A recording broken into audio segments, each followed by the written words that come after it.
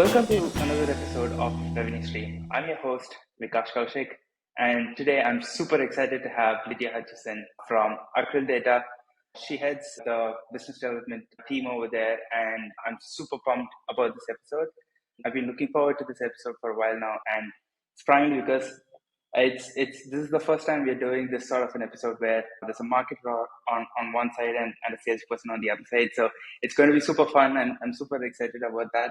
And Lydia is over here. She's going to talk us through all the fun experiments she's done, prospecting, all the projects that she's worked on so far. Lydia, if you can give a quick intro about you, that'd be great. Yeah, thanks. I just wanted to point out, I love that you say first time you're having a salesperson on with a marketer. It's historically there's been kind of this divide between sales and marketing. And I think one of my favorite things about the way things have evolved is that, I think the most successful teams have such a tight alignment between the two. So really awesome. Um, yeah, a little bit of background. I've been doing SDR work since the early 2000s. So definitely seen my share of like Excel is your CRM and dialing on that desk phone.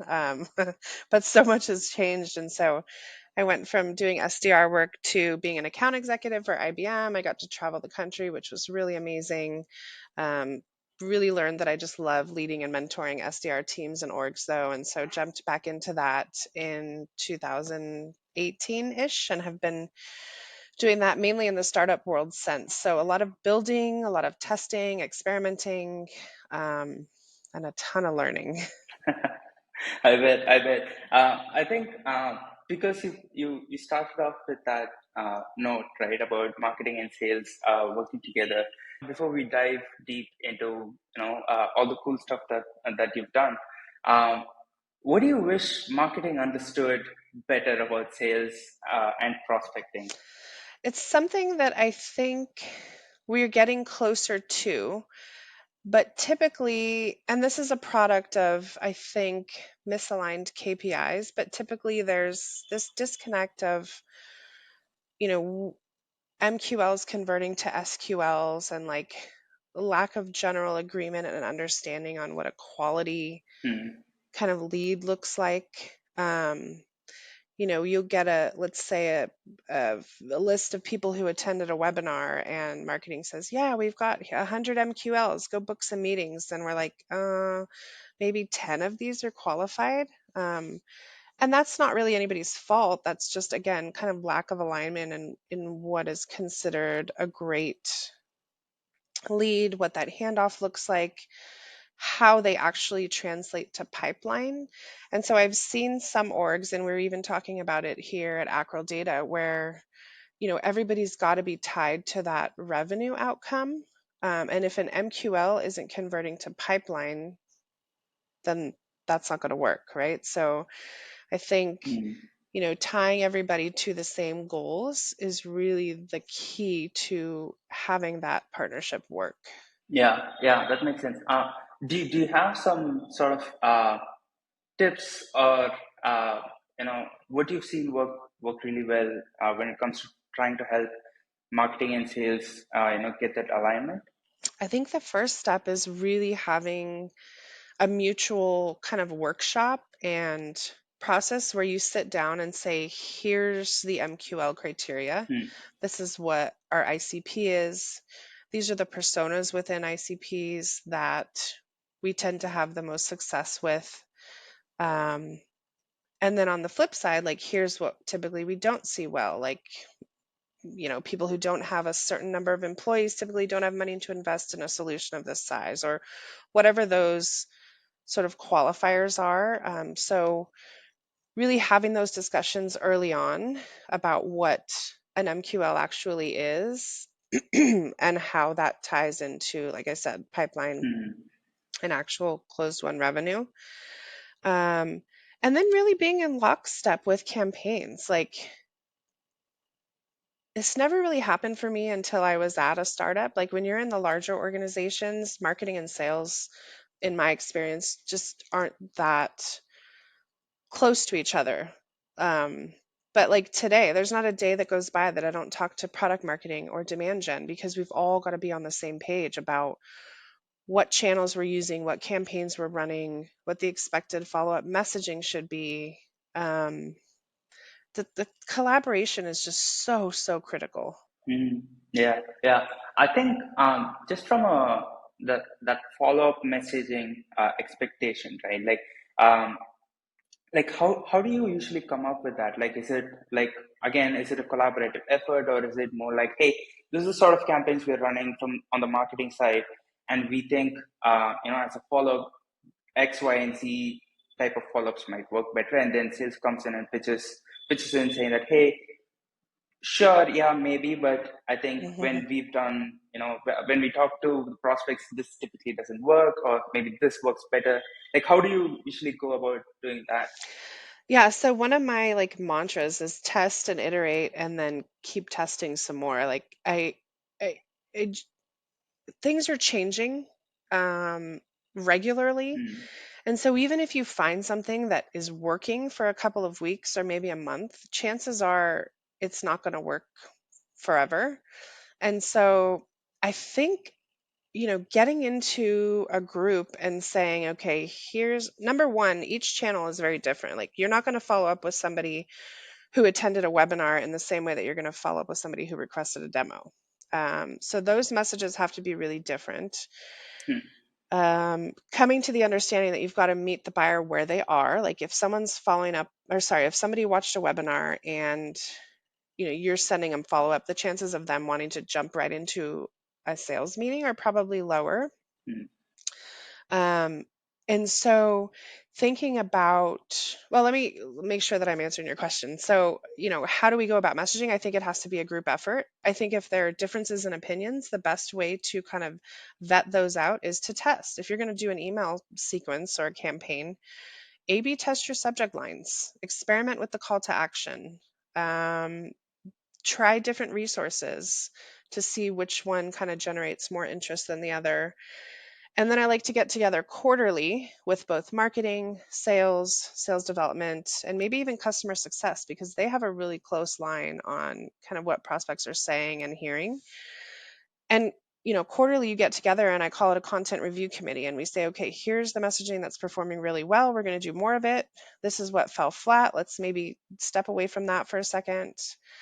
These are the channels that people are really engaged on, so let's do more of that. So it's got to be this again, collaboration is, and I know it's such a like catchy phrase or whatever, but it really is like going to be the backbone of success for the entire go-to-market team is everybody has got to be on the same page. Amazing, amazing. I love that. I think just on that subject of, uh, you know, because you brought up webinars and MQLs and all that stuff, right? Like, I think on over here at Revenue Hero, right? Like the way we look at it is the stricter the definition of MQL is, the better your MQL to close one percentage is going to be, and that is going to help you because there's this sort of like a formula that I typically use, right? Like, so what is an acceptable cost per MQL, right?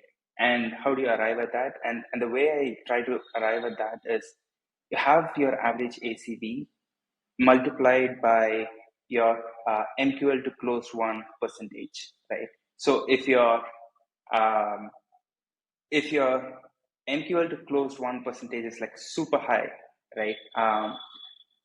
And if you multiply that by your average ACV, then your acceptable cost per MQL is going to be like super high, right? So that means as a marketing team, you have more leeway to experiment. You have Fair. more leeway to do fun stuff because it's okay if your cost per MQL is a little bit higher than what it is usually, right? So it helps that bring out that creativity within the team. So you're not just restricted to that, probably just those, I don't know, PPC campaigns, your typical Google Ads campaigns, and that sort of stuff.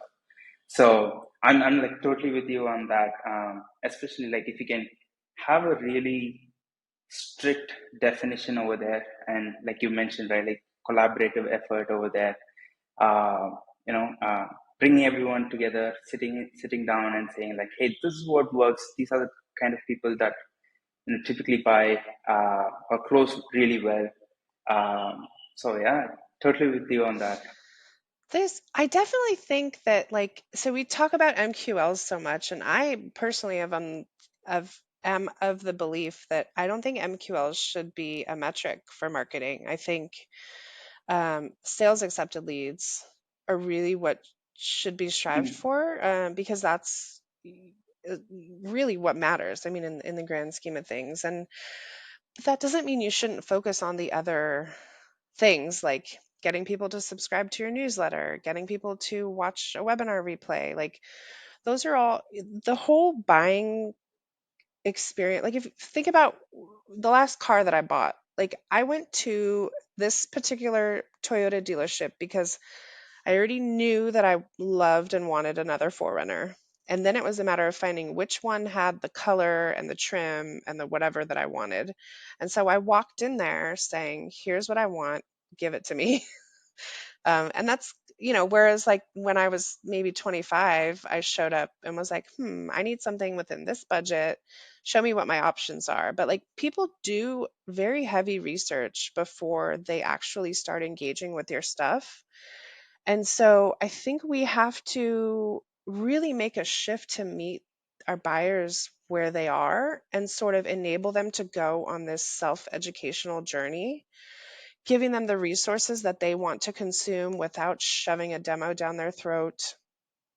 And this is where I know this is not about promoting and doing a rah-rah session for Revenue Hero, but it really has like transformed the way that we do things. Like we have so many people on our website that just don't want to do a demo yet. And so we've done a weekly live session for people that want to use their Gmail, that maybe don't want to commit to a sales rep calling them.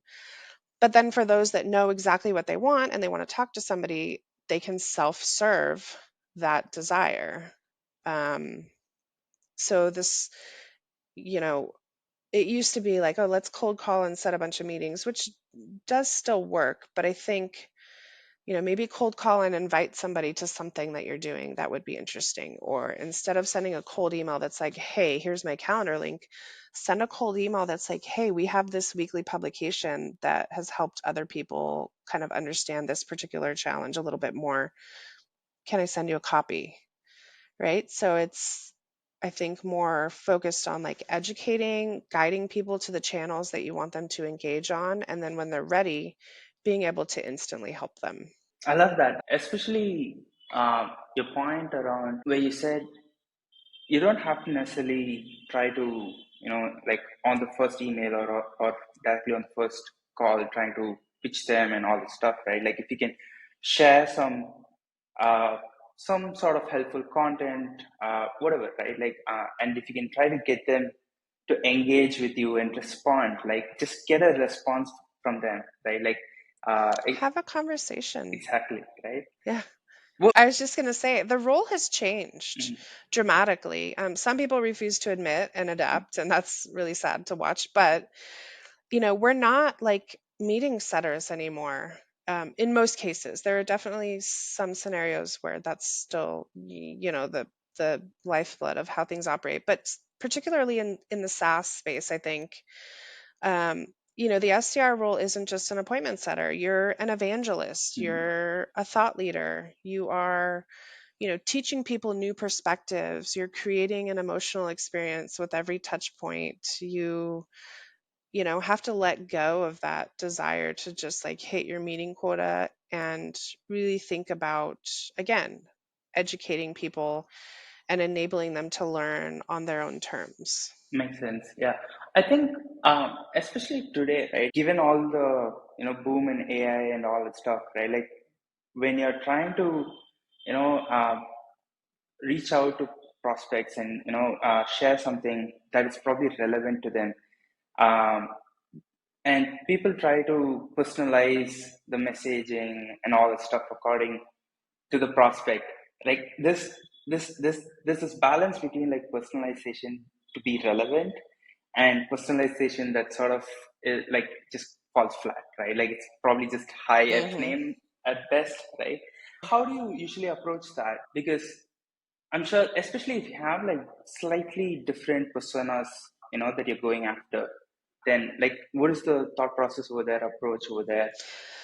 AI is transforming a lot and it's also ruining a lot. Like I had a banter with a group of friends of mine yesterday where we like somebody shared a cold email that they got and we're like, wow, that's chat GPT. Like, there's a way to use it and there's a way to not use it. And the way that I like to use AI is to better understand the people that I'm reaching out to in a relevance context, not like what college did they go to.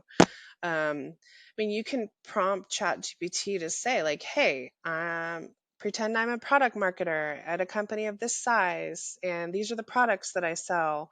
What are my challenges going to be on a daily basis? And so then you use that output to kind of craft your relevant outreach based on things that you've learned about that persona. You could ask it to tell you about the current issues in the healthcare space. What kind of compliance challenges do people struggle with?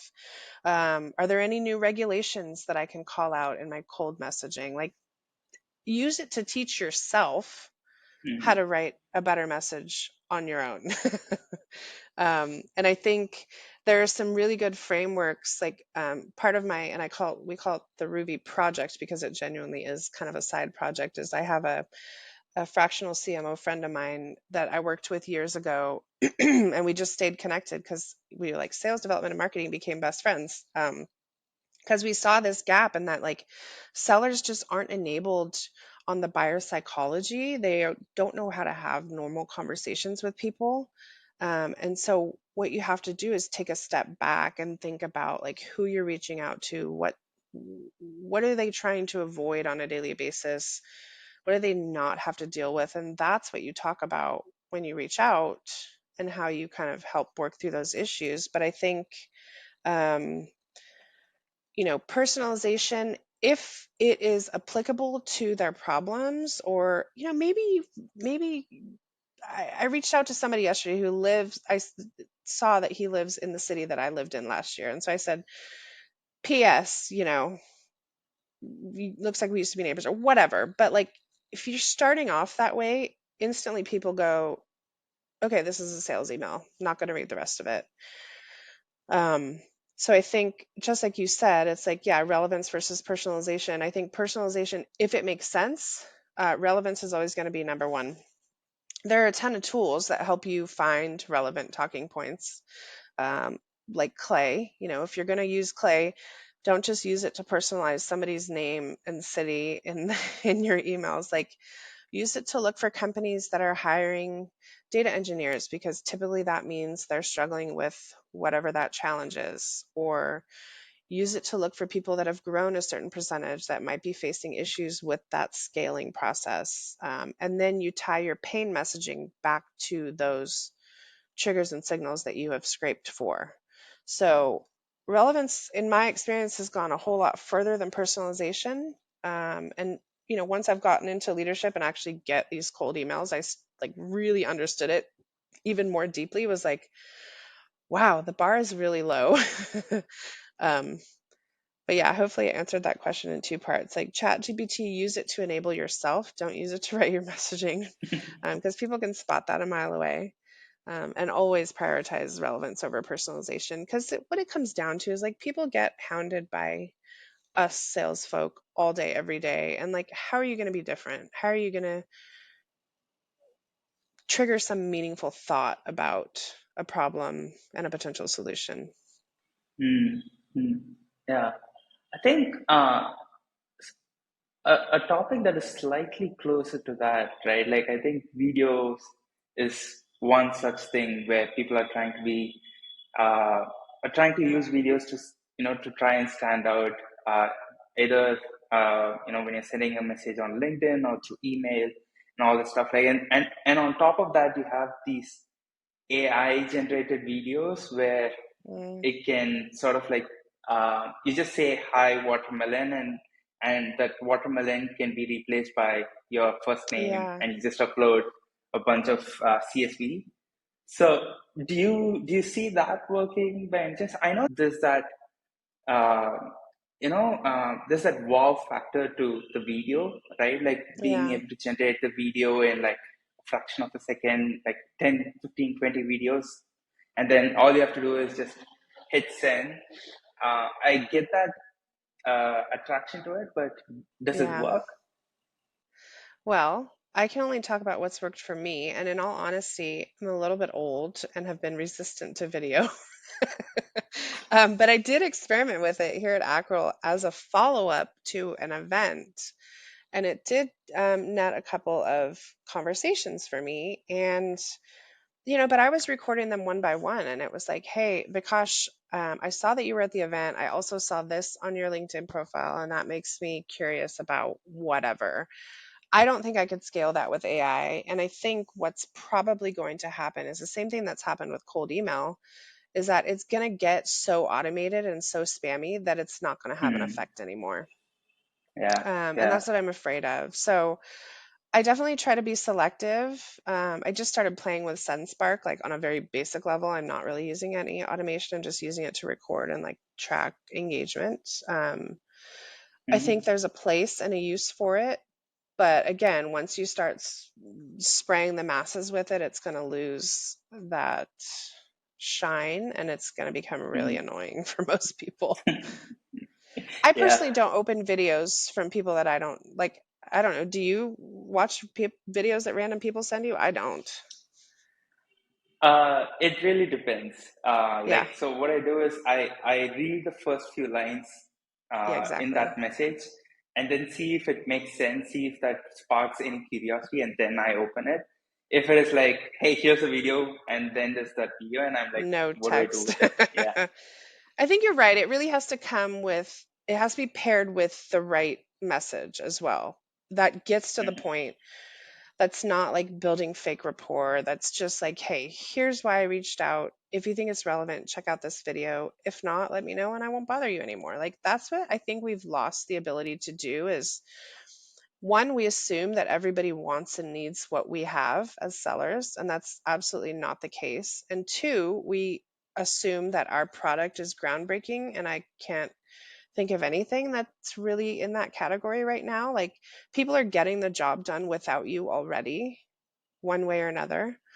And so if you're reaching out to somebody who is not really aware of what you do, you're better off talking and teaching and sort of sharing why the status quo has implications and what those look like, other than here's my cool shiny new tool that you probably don't need.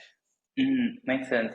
I think on when taking that approach, right? Like I guess it's more of you evangelizing, like you said earlier, right? Like you evangelizing, hey, here's what you should be doing without talking about the product, right? Like you're Yes. basically talking about the problem, saying that, hey, this is why this is a problem, and you might want to try and And probably ask if it fix is that. for them. Like there's a lost art in tonality too. Like just because a problem is a pain for one person doesn't mean that problem is a pain for somebody else. Like I still personally like to use spreadsheets for a lot of things, and there are a lot of fancy tools that could probably make my life easier, but I don't have a problem or a pain with the way that I do things. And so I don't care what you're selling. And so there's this like, instead of just going for the jugular and saying, "Hey, let's get time on the calendar," it's like, try to understand, like, how are you doing this process today? Is it okay with you? Does it suck when this happens? Do you hate when that happens? And if not, then there's really nothing else to talk about, right? So get curious and like be an investigator is what I like to say. Oh, I like that. Be an investigator. Mm. Just thinking about it, right? Like probably for email, it's probably a little bit easier, right? I'm not saying email of doing cold email is easy, but it's probably comparatively easier when you look at say cold calling, right? Like, is there like a certain opener that probably works well for you? Because at the end of the day, you're calling someone who has no idea what you do, who has no idea who you are, and you're trying to And be like, probably doesn't hey, want to talk to you. exactly, right? Yeah. And probably in the middle of driving or something, right? Like I get a lot of calls when I'm driving. I don't know why. Like every time I'm driving, and after I'm at the office or after I go back home, I see like 10 missed calls, right? But when I'm at home or when I'm right now over here, I have no calls. Like, how do you folks know that I'm Yeah. driving, and why do you always call me when I'm driving, right? Like, so that's how it is for me. I But think there's yeah, two so things. Yeah, I was just gonna say there's two things in there that stuck out to me. One is cold calling is harder than email. Absolutely, because you actually have to like do work and be thoughtful about it. But I think in terms of having conversations, getting feedback from your prospects, testing out messaging, it's the quickest and most successful way to do that. Um, I get a lot of people driving too. And honestly, that's my favorite because then I have something meaningful to say in my follow up email, like, hey, we just talked while you were in the car. And you then have something to reference where it's not just a cold email. Um, mm, but I think so, as far as openers, like, I'm straight to the point. Like, hey, Vikash, this is Lydia with Acryl Data. I noticed that you are working on a couple of things, and typically that means people are coming to check out Data Hub because they're having these issues. Does that sound like you at all? Like, it's the tonality, right? I'm not assuming that you mm, have a problem that I am going to be able to fix. But I'm doing my investigation in that, like, hey, you look a lot like people who have had this issue. Not you look, but based on like your attributes and characteristics of my research. And I want to see, like, is this relevant? Is this something that you think is worth having a conversation about? And look, most people don't have time for a cold call. And so I love the brush off of like, oh, just send me an email, or, oh, I don't have time to talk right now. Because then when you, like I said, when you send that email and people in their inbox have that preview line that's like, hey, we just talked on the phone, that's going to stand mm, out more than, hey, this is Lydia with so and so yeah. company. Like, we don't use those first 10 words in email, I think, to our advantage nearly as much as we should. Oh, I love that. I think that removes that, you being a completely unknown person when I read Yeah. that email, right? Like I guess I think that's like super powerful. Yeah. And giving people an easy way out too. Like, hey, if this isn't relevant, we can hang up. You don't have to stay on the phone with me. And in the email, Mm, like, hey, you were driving. I thought I'd try via email. Let me know if it makes sense to talk about this. And if it doesn't, cool. Glad to have met you. Like, no calendar links, no, like, when do you have time? Because we don't even know if it's a conversation worth having. And I realize that being pushy gets meetings on the calendar, but being pushy also makes people not show up to those meeting invites. It also wastes time for account executives that are meeting with people who didn't really want to meet in the first place. Like, we've got to do better on the front end of these interactions to help those conversion rates and spend our time carefully. interesting.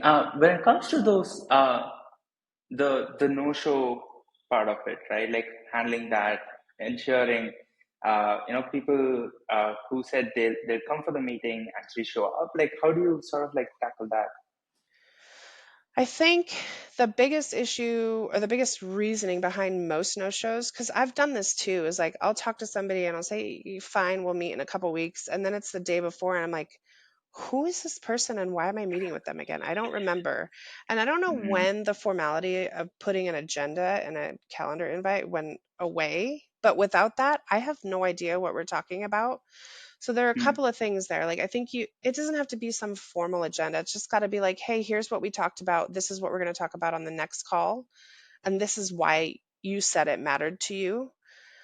And then mm, I think you do sort of a nurture leading up to kind of reminding, like, this is what you're going to get out of this conversation, not me, mm, right? Like, this is what mm, you're going to walk away with. This is what you wanted to know.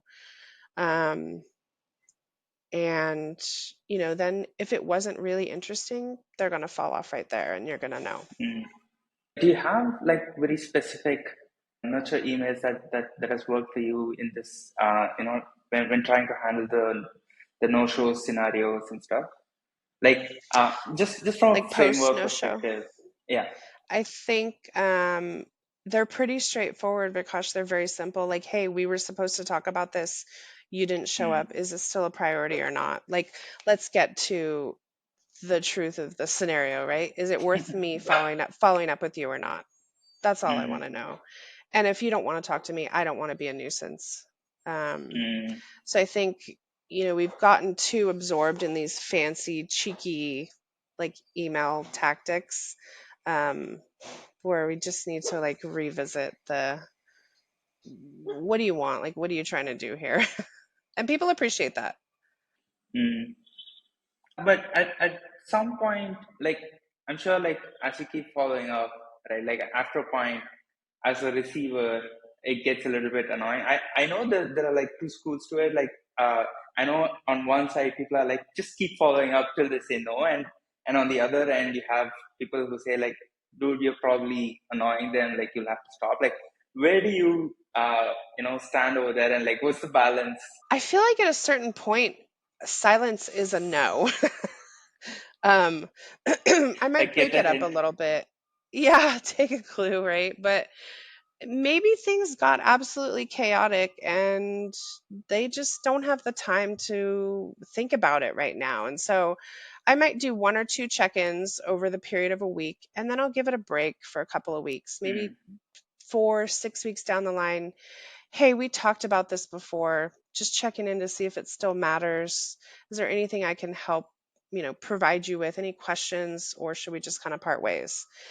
mm, And if at that point there's nothing, I would continue to sort of nurture from like an educational standpoint. Maybe every couple months, send something that would be useful to them or their role, or that reminds you of the initial conversation that you had with them.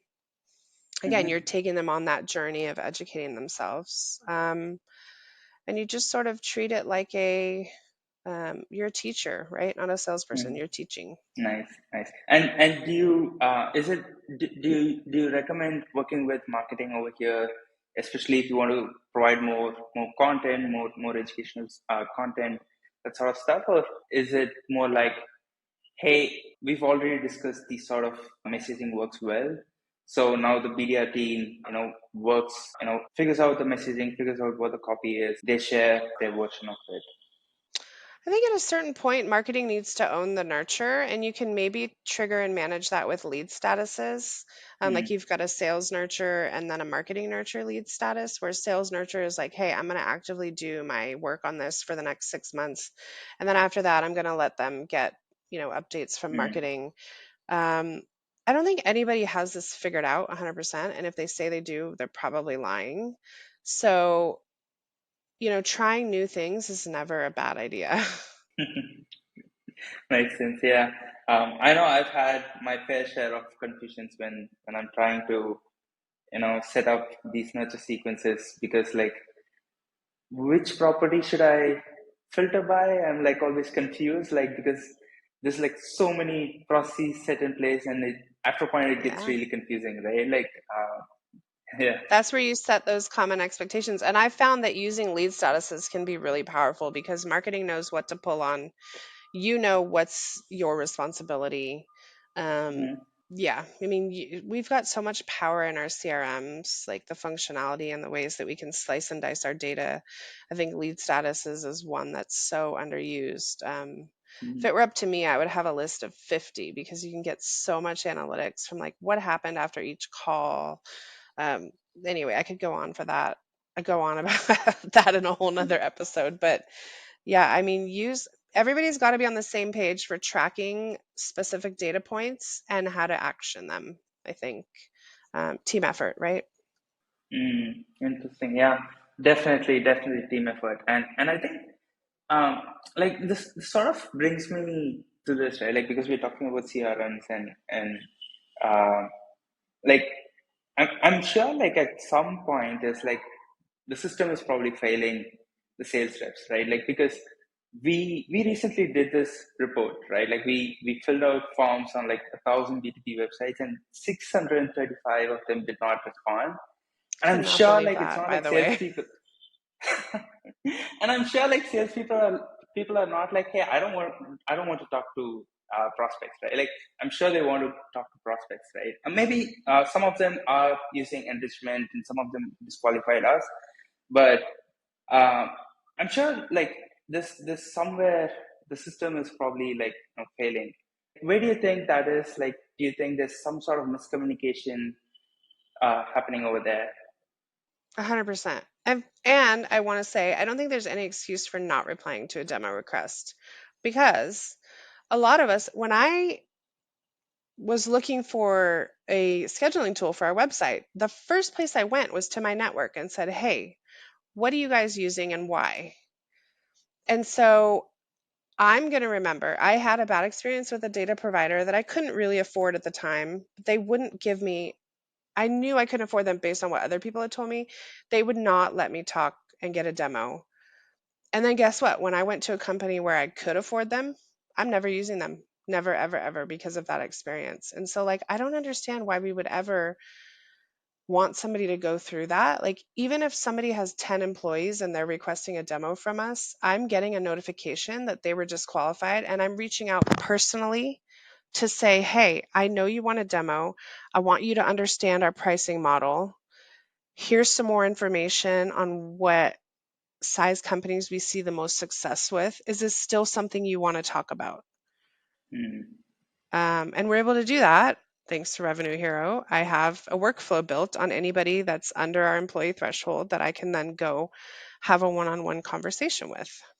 I think if that's not happening, there's something that's broken. Somebody's not talking, something is not connected with something, and there's really no excuse for it. Like you can do it in the free HubSpot version by using lead statuses manually if you really didn't want to pay for a routing tool. mm, yeah, it's Those amazing. experiences leave a taste in people's mouth, and that's not something that you ever want to do, especially in today where like I think we make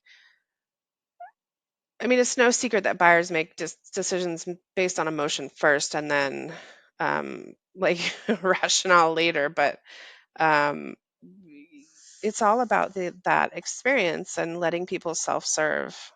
Yeah. To that example that you shared, I had a very similar experience with one of the enrichment tools that I was looking out for. I think last year, um, I requested a demo. I even spoke to the sales rep, but they were like, when I asked for more information, I just did not get the kind of information that I was looking for, and it was like, okay, what do I do now? And then like now You're never going today, to forget that. yeah, and I don't think that's the kind of buying experience that I want. And I have a pretty strong feeling that nobody wants that sort of buying experience No. either. So yeah. Yeah, we've got to empower people to find, if nothing else, the information that they want. Like I realize we can't make our sales teams available to everybody who wants a demo, but then give people a Mm. chance to find what they need in some other way, right?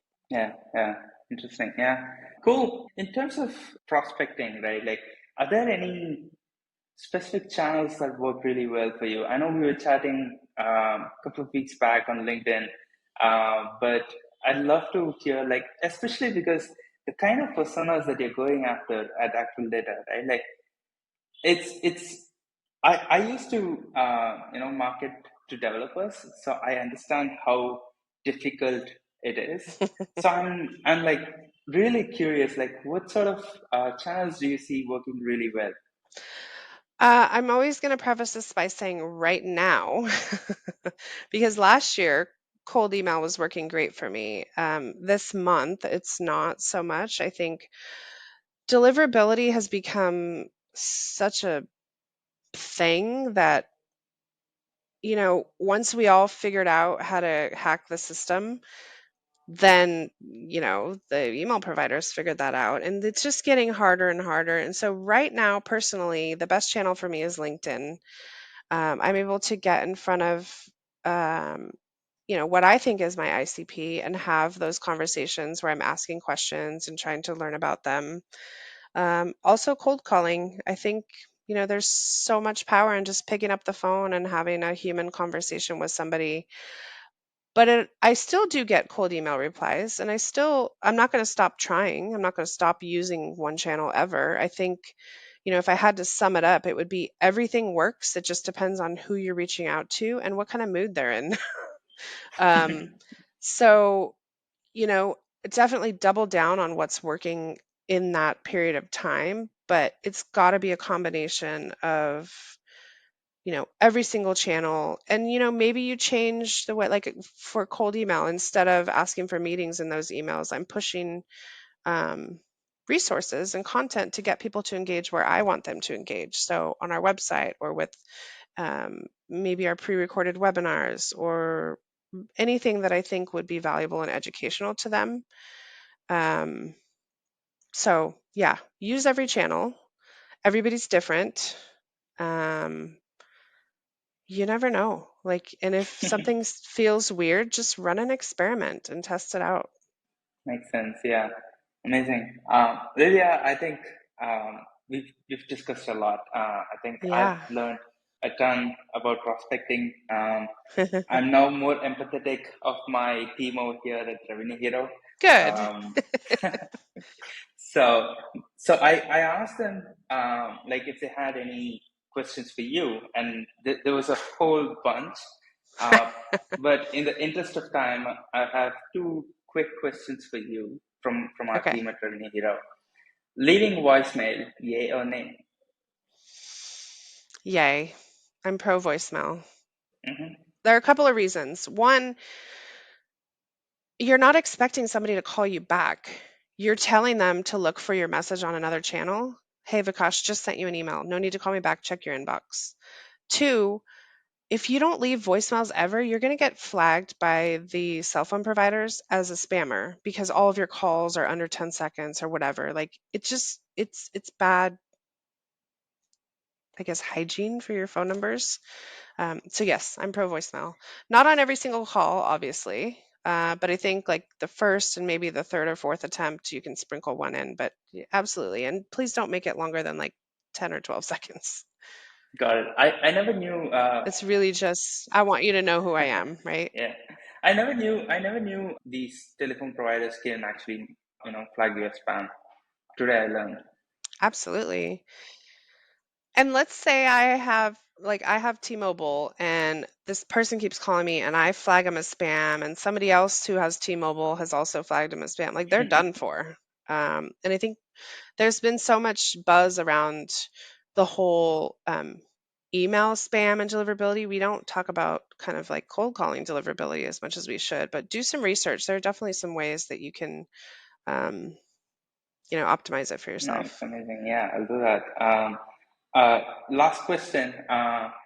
Any specific timings that work well for you? Like, to reach people, time of the day. Yeah, yeah.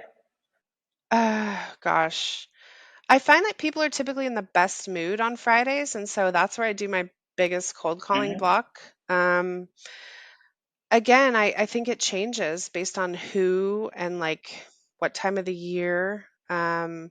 I try to mix up blocks for myself. I like to do a Monday afternoon, a Wednesday midday, or sorry, Tuesday midday, a Wednesday afternoon, Thursday morning, and then like a Friday right in the middle of the day.